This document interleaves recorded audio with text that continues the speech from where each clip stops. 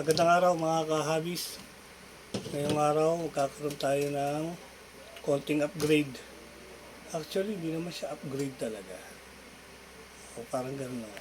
Magpapalit tayo ng kanyang gulong. Papalitan natin yung stock tire niya. Kasi nung nakaraan, nung nag-test drive tayo, test run, yung gulong niya hindi siya ganun kapit, lalo pag umaahon sa bato. Dumudulas lang siya. Siguro dahil wala siyang spike. Ayan. Ayan. Ang sukat yata ng gulong ito is 30 by 70 something lang, parang ganun. So nag-order tayo ng gulong, dumating na siya. Nandito siya, ito. Medyo malaki na to. Parang 90 by 36, 90 by 36 yung lapad niya. So susubukan natin ito mamaya pag naikabit na natin. Start lang muna tayo sa gulong. Yan muna ating upgrade. Kaya lang, hindi ako sigurado complete siya. Tatry natin. Binuksan na natin ito kanino. Right. So, ito pala yung laman ng RC natin, si NN128. Medyo madilim. Hindi pa ito waterproof. Ayan. So, susunod, magkakaroon siguro tayo ng upgrade. Mag-upgrade tayo. After natin mag-upgrade ng gulong. Palitan natin lahat. Siguro yung electronics niya. So, baklas tayo. Meron tayong mga gamit na in-order din natin. Sakaling kailangan natin mga screw siya.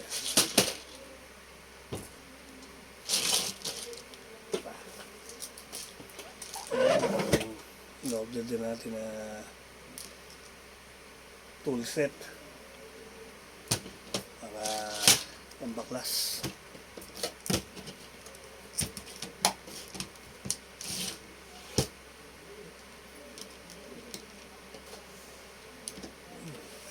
Marap.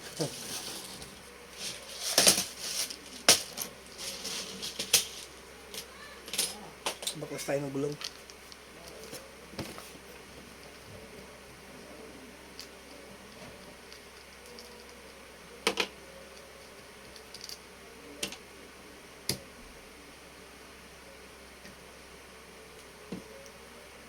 Try natin.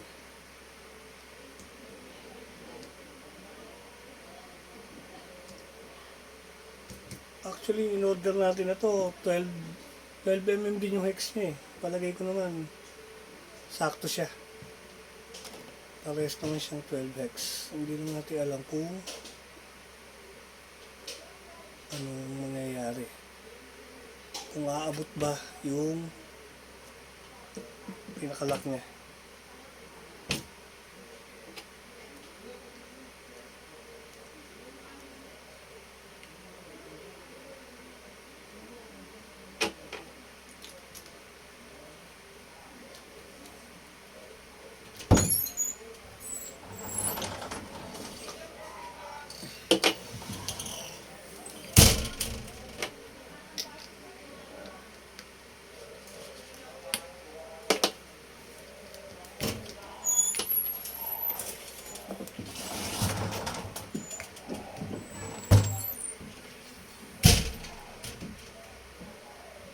Medyo mabigat din yung nabili nating rim set na to. Metal. Parang nasa 480 grams yata itong apat na to.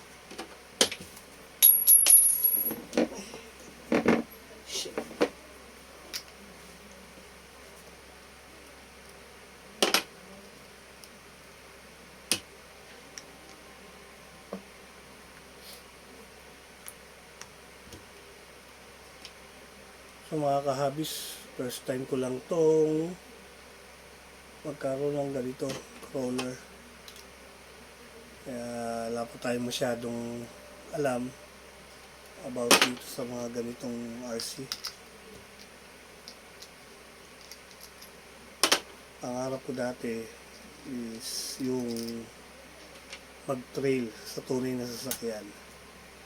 So, hindi pa natin kayang bumili sa ngayon ng rig, tunay na rig na pwede pang trail. So, mag-start muna tayo sa RC. Medyo budget meal. Medyo kaya-kaya ng budget. Actually, below 10,000 lang to. Mura lang naman. Kayang-kaya. Ayun, kasabit na.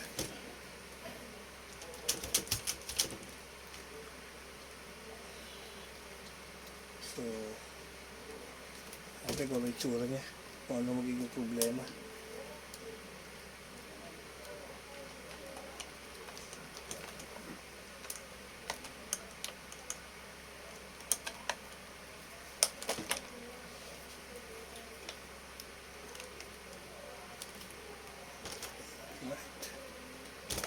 Ayan. Kaya na itsura niya. Medyo brusko.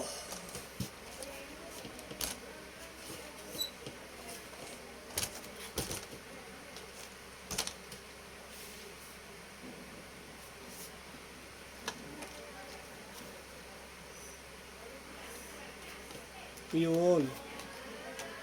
Makapansin natin, no, mga kahabis. Sumasayad yung gulong niya dito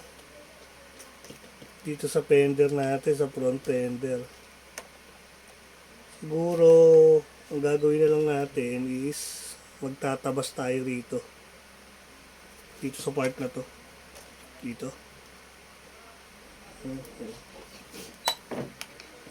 sa part na to.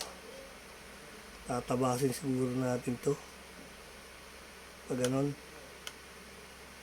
hanggang doon lang. Pero sa ngayon, hindi pa natin siya matatabas kasi wala pa yung in-order natin na gamit. Siguro para maano natin, matesting, tanggalin muna natin siguro yung fender. Tingnan natin kung babagay din sa kanya pag wala itong fender na to. Baklasin natin.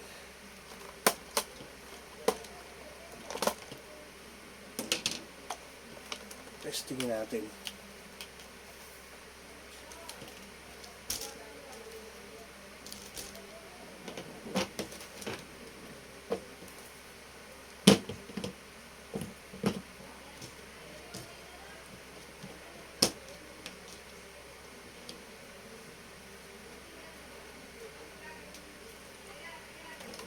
Ano ba siya? Abaklas. 1, 2. Yun. May tig-4 lang naman siya ng screw. Siguro madali lang naman natin ito mababaklas. Subukan natin.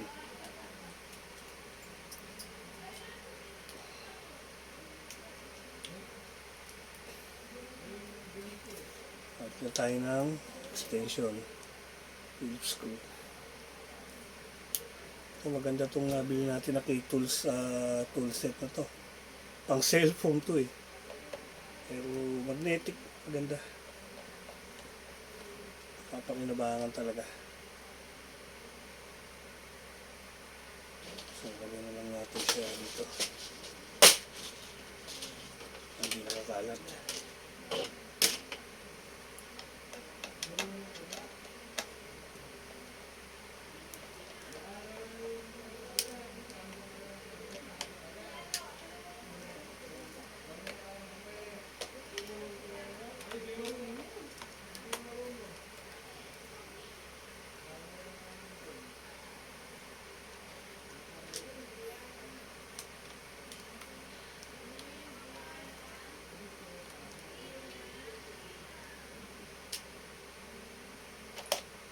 Yan. Tapos na natin siya. Pag dumating yung gamit natin, either tabas tayo rito. Traso lang naman.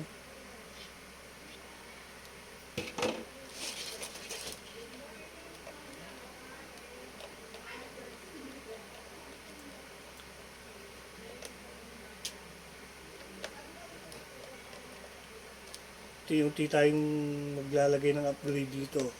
Kasi kumbaga project na natin to, project car. Project RC car. Medyo sumasabi, medyo naulanan tayo ng nakaraang All Souls Day. Pagpunta natin sa cemetery, sa memorial. Yan. Tingnan natin.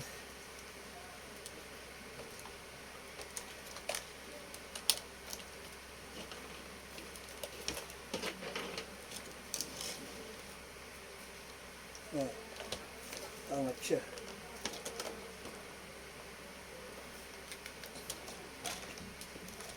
Yan, ganyan na itsura niya pag wala tayong fender o tapalodo kung tawagin. Ito yung front. Ito yung front niya. Oh, okay din naman pala kahit wala siya.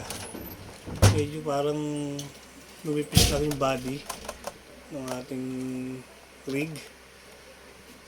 Mini rig. Ayan o. Ganda ng gulong o. Lapad. Siguro susunod natin yung kapal tayo ng oil damper na shock.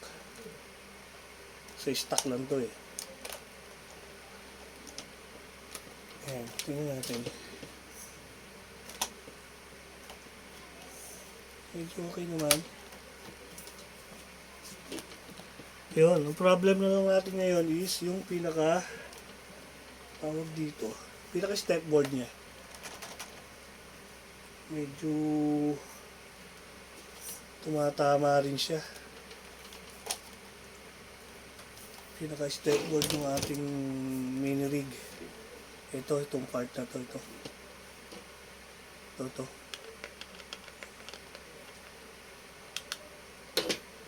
Dapat siguro magkaroon tayo ng tabas dito sa part na to. Tatabas din tayo rito para maluwag na tong gulong natin. Makakaliko na siya ng maayos. If ever, pag naglaro kasi yung shock natin, ayun o, tama, sumasayad siya rito. So mga 2 inches to. Gano'n na lang.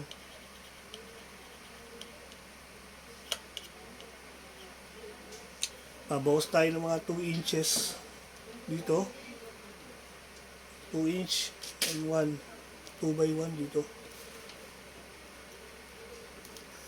Saka ito palang servo natin. Hindi pa kasi ito totally upgraded kasi stock pa lang talaga to. Marami pa tayong babaguhin dito. Kasi hindi rin natin siya malaro sa tubig. Iba-iba yung naglalaro sa tubig. Marami. Ito, drive shaft. Pasa natin yan. May metal natin lahat yung pang ilalim na yan. This one. Ito. Lahat. I-upgrade natin siya unti-unti. Kaya ito muna ang pinaka-project natin ngayon. All plastic kasi ito eh. Pero hard plastic naman. Mukhang matibay naman yung pagka-plastic niya. Ito lang talaga eh. Ito lang. Yung shock niya. Actually, hinila ko na ito para tumigas-tigas ng konti kasi masyado siya naglaro pag ano. Para na rin siyang naka oil damper. Tigas niya. Yan.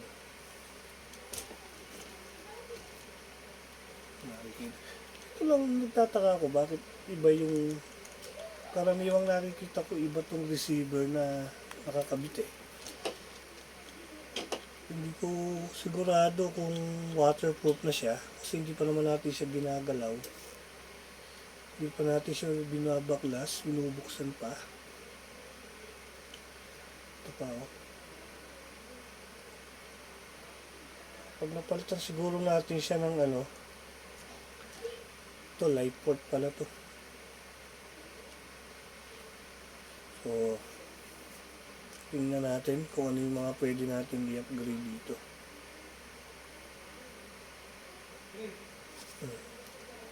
Itong servo natin, isa to sa i-upgrade natin, kailangan waterproof. Hanapan natin ng magandang pwesto. So, balikan natin. Then, i-test run natin ng wala itong pinaka-fender. Kung fender nga ba tawag dito, hindi rin alam. Ayan. Biggest problem.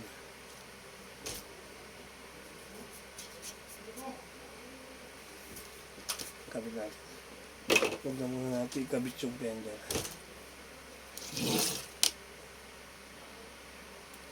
Ito parang may problema ako dito sa wiring. Ang liliit ang wire niya. Hindi ko alam kung okay ba to. Testing natin.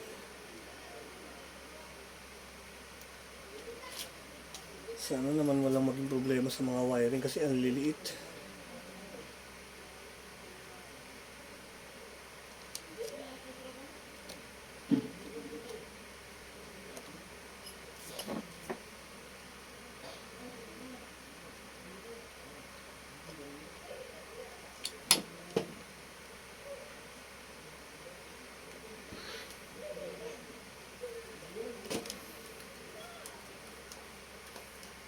Siya nga pala, naglagay na rin pala tayo ng driver natin dito. Yun lang yung mga wire natin. Lalabas pala to pag wala yung fender, kaya pasamantala pa lang naman. Habang inaantay natin yung in-order natin na pantatabas natin dito sa mga plastic na pwedeng tabasin para makapag-upgrade tayo.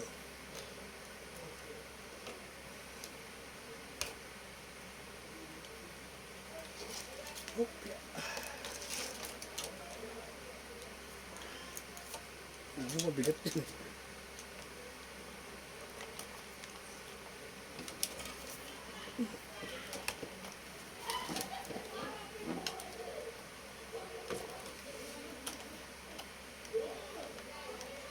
So tago muna natin siya siguro doon sa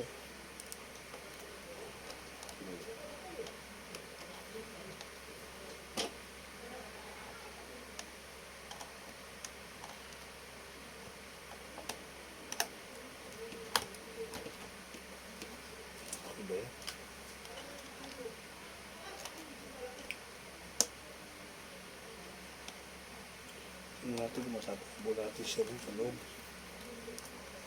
Mga wire.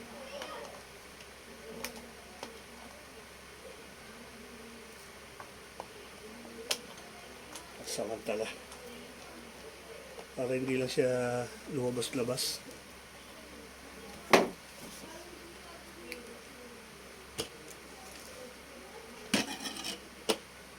Pwede.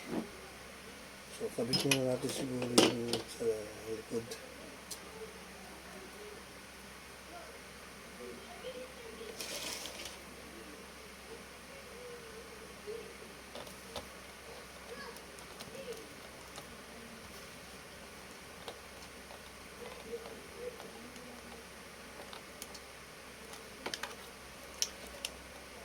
Ipit yata yung wire. Malalaman natin mamaya.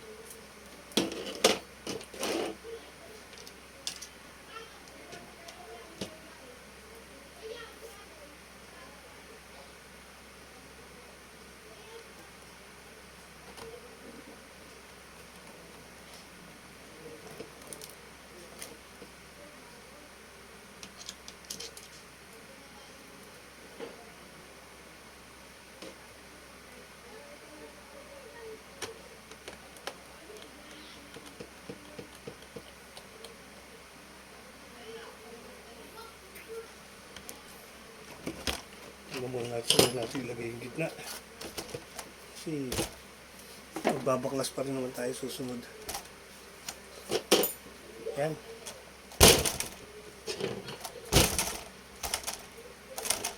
Diba? Medyo matigas siya.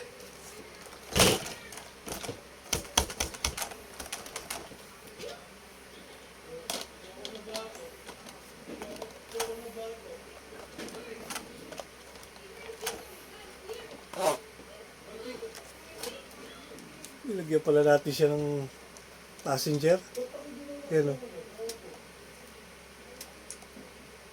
Kita ba? Ayan. Ayan yung driver natin. May driver tayo.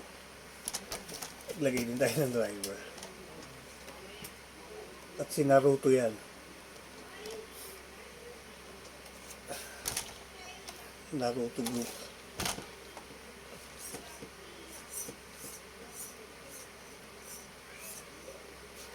So, testing natin.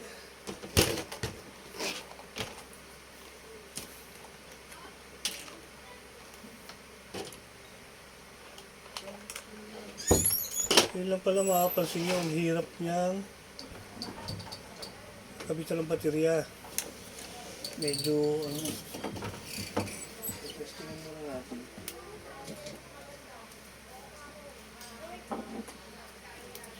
Charge tayo ng baterya.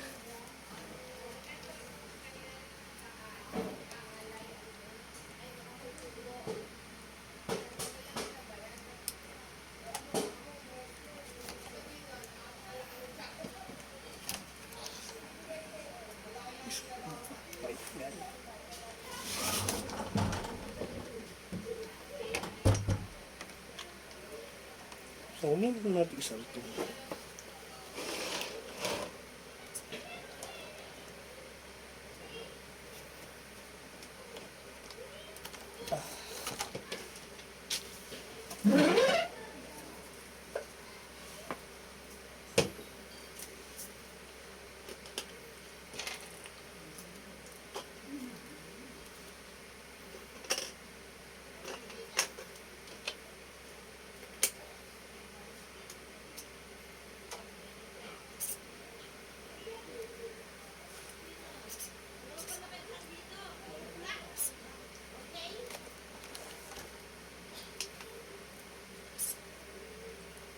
Yun. Kanina, nawala tong turn signal natin eh. Ayan, meron na siya ngayon. Meron na siya ngayon, turn signal. Gumagana na.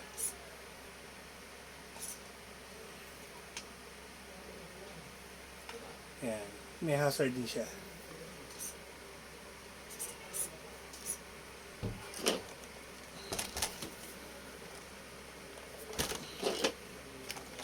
Ay, shit!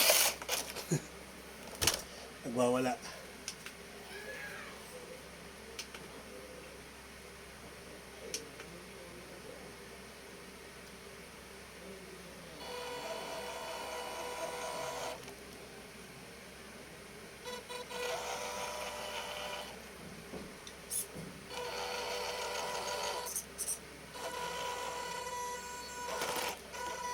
Yun, no? Sumasayad siya talaga.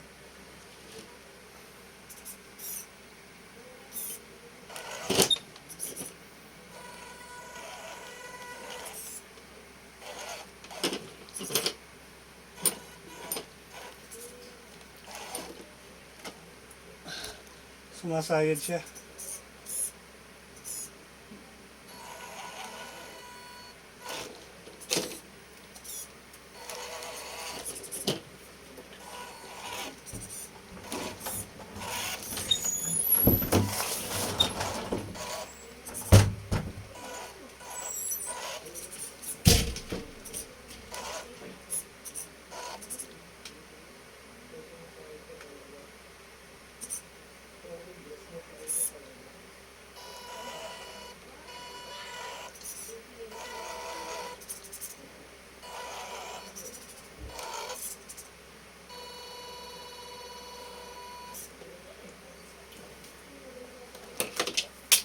Yun mga kahabis,